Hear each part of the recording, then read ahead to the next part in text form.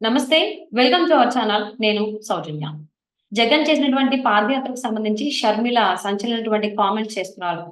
జగన్ జైల్‌లో ఉన్నప్పుడు పాదయాత్ర చేయవలసిందిగా భారతికి చెప్తే దాన్ని పక్కన పెట్టేసి షర్మిల చేశారన్నట్టుగా కూడా కొంతమంది వైసీపీ నాయకులు ఆరోపిస్తున్నారు. మరి ఈ అంశానికి సంబంధించి మనతో మాట్లాడడానికి వారి విశ్లేషణని మనతో పంచుకోవడానికి ఈరోజు మనతో పాటు ఉన్నారు. సీనియర్ పొలిటికల్ అనలిస్ట్ అడ్సుమిల్లి గారు ఉన్నారు. వారితో మాట్లాడదాం. నమస్తే అండి. నమస్కారం అండి. మరి శ్రీనివాసరావు గారు, షర్మిల చేసినటువంటి కామెంట్స్ ఏవైతే ఉన్నాయో పాదయాత్రకు సంబంధించి, ఇదంతా పార్టీ కనుసన్నల్లోనే జరిగింది అని చెప్పేసని ఆవిడ కామెంట్ చేస్తున్నారు. అంతేకాకుండా విజయం సాక్ష్యం కూడా చెప్తారు దానికి సంబంధించి అన్నట్టుగా అంటున్నారు. అసలు ఈ పాదయాత్రకు సంబంధించి ఇప్పుడు ఎందుకు ఇంత హైలైట్‌గా వైసీపీ నాయకులు మాట్లాడుతున్నారు? షర్మిలని టార్గెట్ చేసి ఎందుకు కామెంట్స్ చేస్తున్నారంటారు? సహజంగానే ఇప్పుడు వాళ్ళకి ఎదురు తిరిగినప్పుడు వాడు ఎదురు తిరిగిన వాళ్ళ మీద, లేదా ఆ పార్టీకి వ్యతిరేకంగా ఉన్న వాళ్ళ మీద, లేదా ప్రత్యర్థి పార్టీలకి సపోర్ట్‌గా ఎవరన్నా మాట్లాడినా వాళ్ళు ఇదే తరాలో దాడి చేస్తారు సహజంగానే. హ్మ్. వీళ్ళు కొంచెం మోతాదు పెంచి జుగుప్సాకరంగా కామెంట్ చేస్తారు. ఇది వీళ్ళకున్న స్పెషాలిటీ. హ్మ్. ఇక ఇక తల్లి పిల్ల లేదన్నట్టుగా ఈళ్ళు జగన్మోహన్ రెడ్డి గారి సొంత చెల్లెల మీద ఆళ్ళు దారుణంగా ట్రోలింగ్ చేస్తున్నారు. అది కరెక్ట్ కాదు. ఇప్పుడు పాదయాత్ర జగన్మోహన్ రెడ్డి గారు జైల్లో ఉన్నప్పుడు ఈవిడ పాదయాత్ర, ఓదార్పు యాత్ర ఇయన్నీ చేసింది కంటిన్యూగా. హ్మ్. చేసినప్పుడు ఇప్పుడు ఈవిడకి డెఫినిట్‌గా క్లెయిమ్ చేసుకుంది. నువ్వు అధికారంలో రావటానికి నేను తోడ్పడ్డాను. ప్రజలందరికీ నేను దగ్గరయ్యాను. మా అన్న వదిలిన బాణాలని చెప్పాను అని 2014 ముందు, 2019 ముందు కూడా ఆవిడ కష్టపడింది. హ్మ్. నెక్స్ట్ ఏంటంటే ఆళ్ళ ఆస్తుల విషయంలో కూడా వాళ్ళ నాన్నగారు అధికారంలో ఉండగా ఆయన అధికారాన్ని అడ్డం పెట్టుకొని సంపాదించిన ఆస్తుల్లో వాటా ఇమ్మని అడిగింది. హ్మ్. ఈ 2 ఆటిలకి ఆళ్ళకిష్టం లేదు. అధికారంలో భాగం ఇవ్వడం గాని, ఆస్తుల్లో వాటా ఇవ్వడం గాని ఇష్టం లేదు. నీకేమి ఇచ్చామో తీసుకొని పో అంటే ఆవిడ అలా ఊరుకునే రకం కాదు కదా! ఎందుకంటే ఆ! ఆవిడ పూర్తిగా నమ్ముతుంది. ఈ అధికారంలో రావటానికి నేను గాని, నా భర్త గాని మత ప్రచారకులందరిని లైన్‌లో పెట్టి ఆ ఓట్లు కన్సాలిడేట్ చేయటంలో అనిల్ గారి పాత్ర మరోలేనిది మనందరికీ తెలుసు. అలాగే ఆళ్ళు కూడా పూర్తిగా నమ్ముతున్నారు. మేము చాలా చేసామని. ఇక్కడ కూడా ఈ విషయంలో కూడా ఆస్తుల విషయంలో హ్మ్. కూడా వాళ్ళకి విభేదాలున్నాయి. అది అలాగా చిలికి చిలికి గాలివాన కింద మారిపోయింది. దాంతోటి ఇవాళ ఇన్నాళ్ళు ఆవిడ మాట్లాడలేదు ఈ మాటలేమి. హ్మ్. ఇంకా తెగిపోయిందాకా లాగిన తర్వాత ఆవిడ కాంగ్రెస్ పార్టీలో చేరిందంటేనే ఇంక అన్ని తెగదెంపులైపోయి ఇంకా అతుకుపడని విధంగా మారిపోయింది వాళ్ళ సంబంధాలు గాని, బంధాలు గాని. దాంతోటి హ్మ్. సాధారణంగా ఏంటంటే ఒక కుటుంబంలో ఏమైనా పొరపచ్చాలొస్తే ఎవరో ఒకరు సర్దుతారు. సాధారణంగా కొన్నాళ్ళ పాటు విభేదాలున్న తర్వాత తర్వాత కలుసుకుంటారు. అలాగే రాజకీయాల్లో కూడా శాశ్వత శత్రువులు, శాశ్వత మిత్రులు కూడా ఉండరు. కానీ ఈళ్ళ పరిస్థితి ఎలాగొచ్చిందంటే ఇంకెవడో కలపలేని విధంగా పూడ్చలేని అగాధం ఏర్పడిపోయింది. హ్మ్. ఇక్కడప్పుడు ఇంకి పెళ్లి సుబ్బు చావుకొచ్చినట్టుగా ఈళ్ళిద్దరి తగాదా ఆళ్ళ తల్లిగారైన విజయలక్ష్మికి ప్రాబ్లమొస్తదిప్పుడు. ఎటు చెప్పాలి? కడుపు, ఈపి. కరవమంటే కప్ప కోపం, విడవమంటే పాము కోపం అన్నట్టుంటది. హ్మ్. 2 కళ్ళని జెప్పారు. కాబట్టి ఆవిడకి కొంచెం ఇబ్బందుంటది. ఇప్పుడు ఏం జెప్పాలో తెలీదు. ఒకళ్ళ మీద ఒకళ్ళు ఆరోపణలు జగన్మోహన్ రెడ్డి గారు నేరుగా ఆరోపణ చేయకపోయినా, షర్మిల గారు నేరుగా ఆరోపణ చేస్తున్నారు. ఆళ్ళ అన్నయ్యని టార్గెట్ చేసి నిలబెట్టి కడిగేస్తున్నారు. ఓ రకంగా చెప్పాలంటే. ఆ ఆ! విషయంలో ఆయనేం మాట్లాడకపోయినా ఆయన వంది మాగదులు, ఆయనకు సంబంధించిన పార్టీ వాళ్ళు సోషల్ మీడియా కార్యకర్తలు అందరూ కూడా ఆవిడ మీద బాణాలు ఎక్కుపెట్టారు. ఎవరైతే వాళ్ళు వదిలిన బాణం మీదే వాళ్ళు బాణం ఎక్కుపెట్టారు. ఆవిడ కూడా ఒక బాణం 100 రకాలుగా ఈడిపోయి, ఒక నారి 100 తుపాకులన్నట్టుగా ఆళ్ళ మీద పడిపోయింది. ఇది దీనికి ఏం చెప్తారంటే నిజమా? అబద్ధమా? అంటే నిజంగానే షర్మిల పాదయాత్ర ఏంది భారతి గారు చేయాలసల. మేము నువ్వు చేసేసావు అనవసరంగా నువ్వే దూరేసావు అని చెప్తున్నారాళ్ళు. అంటే ఇన్ని సంవత్సరాల తర్వాత ఇప్పుడు ఆల్‌మోస్ట్ 7, 8 సంవత్సరాలు గడిచిన తర్వాత ఈ టాపిక్‌ని బయటికి తీశారు.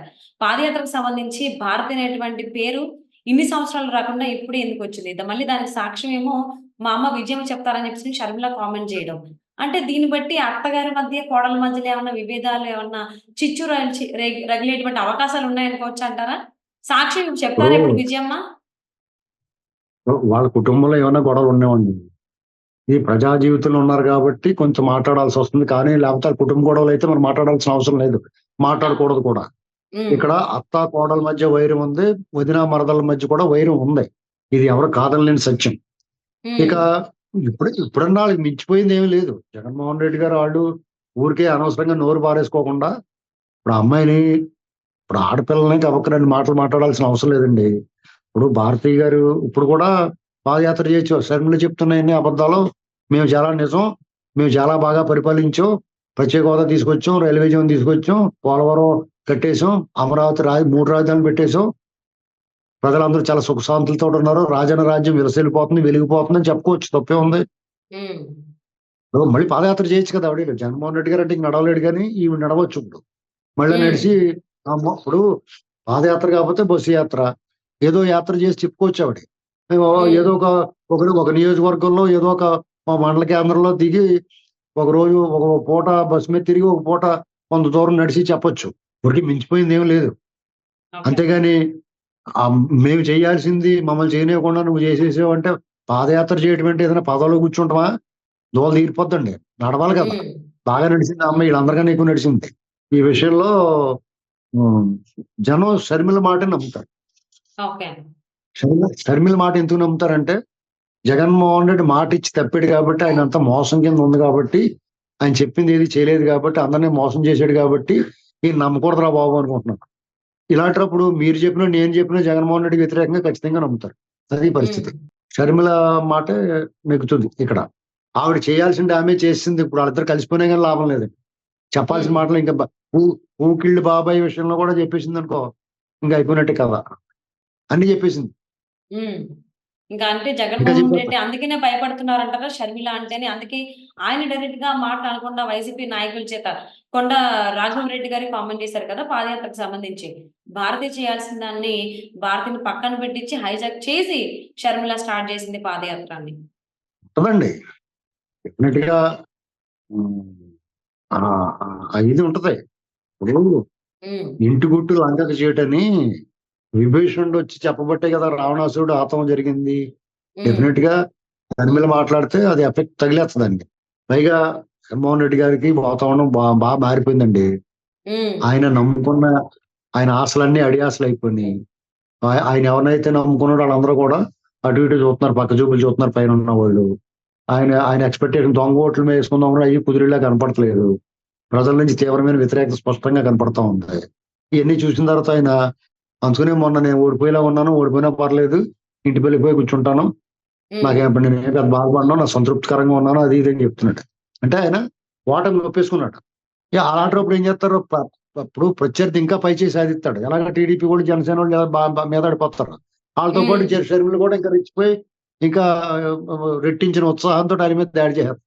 సో, కసిదీరా షర్మిల మాట్లాడారు. ఇప్పుడు పాదయాత్రకు సంబంధించి సాక్ష్యంగా మా అమ్మ ఉన్నారని జెప్పేసని ఆవిడ పేరు తీశారు.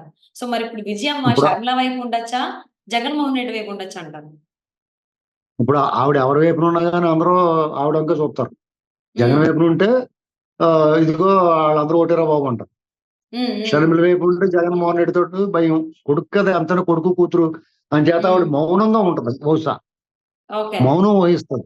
నేను మౌన హ్మ్. దీక్ష తీసుకున్నాను. 6 నెలలు మాట్లాడకూడదు అని చెప్తుందనమాట. ఓకే. మౌన దీక్షలో కూడా మాట్లాడకూడదని చెప్తారావిడ. అదే మౌన దీక్ష తీసుకుంటది. మేము హ్మ్. మాట్లాడకూడదని అంటాను. మీలాటోళ్ళు తెలివైన జర్నలిస్టు కాగితం మీద రాసేయమని అన్నారనుకో, నేను బీకామ్‌లో ఫస్ట్ క్లాస్ స్టూడెంట్‌నండి రాత్రం రాదని చెప్తది.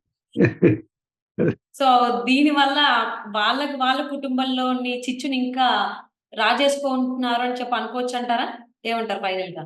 మీ మీకు ఆల్రెడీ చిచ్చు ఇంక రాజేసి చిచ్చేమన్నది భయంకరమైన అగాధం ఏర్పడిపోయింది. హ్మ్. ఈ కార్ చిచ్చు అంటారు దీన్ని. దీన్నెవడు హ్మ్. ఆర్పలేడు. నీకు కార్ చిచ్చు అంటారండి. అడవి తగలబడతా మొదలెడితే దానంతట అదే ఆరాలి తప్ప ఎవడు ఆర్పలేడు. అవును. నిజంగా అడవి తగలడిపోతుంది. ఇంకెవడు ఏం చేయలేడండి.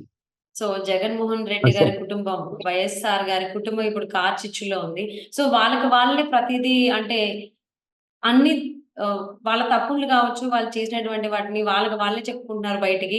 షర్మిల డైరెక్ట్‌గా అనలేక జగన్‌మోహన్ రెడ్డి వేరే వాళ్ళ చేత నాయకుల చేత అనిపిస్తున్నారు. మరి ఇది ఇప్పుడే ఇలా ఉంటే రాబోయేటువంటి రోజుల్లో ఇంకెంత దూరం వెళ్తుందో వేచి చూద్దామండి.